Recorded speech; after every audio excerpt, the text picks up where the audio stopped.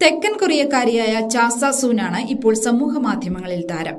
ചാസ 2010 ആദ്യമായി തന്റെ driving test പാസ്സായി, അതും തന്റെ 69ാമത്തെ വയസ്സിൽ.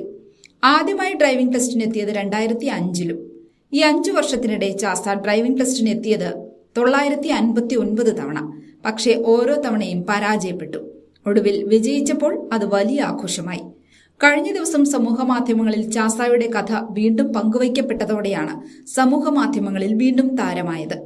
2005-ലും 2010-ലും ചാസയുടെ ലൈസൻസ് കഥയ്ക്ക് തെക്കൻ കൊറിയയിൽ മാത്രമായിരുന്നു പ്രചാരം ലഭിച്ചത്. എന്നാൽ നീണ്ട പരാജയങ്ങൾക്ക് ശേഷമുള്ള വിജയം കഴിഞ്ഞ ദിവസം സമൂഹമാധ്യമങ്ങളിൽ പങ്കുവയ്ക്കപ്പെട്ടതിന് പിന്നാലെ ലോകശ്രദ്ധയാകർഷിച്ചു.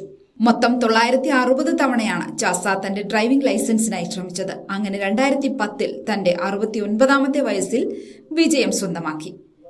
ടെസ്റ്റിനായി ചാസ ചെലവഴിച്ചത് 11,000 പൗണ്ടാണ്. അതായത് ഏതാണ്ട് 11,15,273 രൂപ. ഒടുവിൽ തെക്കൻ കൊറിയൻ കാർ നിർമ്മാതാക്കളായ ഹ്യുണ്ടായി തങ്ങളുടെ ഏറ്റവും പുതിയൊരു കാർ തന്നെ ചാസയ്ക്ക് സമ്മാനമായി നൽകി. കഴിഞ്ഞ ദിവസം പുറത്തുവന്ന ചാസയുടെ കഥ വളരെ വേഗമാണ് കാഴ്ചക്കാരുടെ ശ്രദ്ധ നേടിയത്.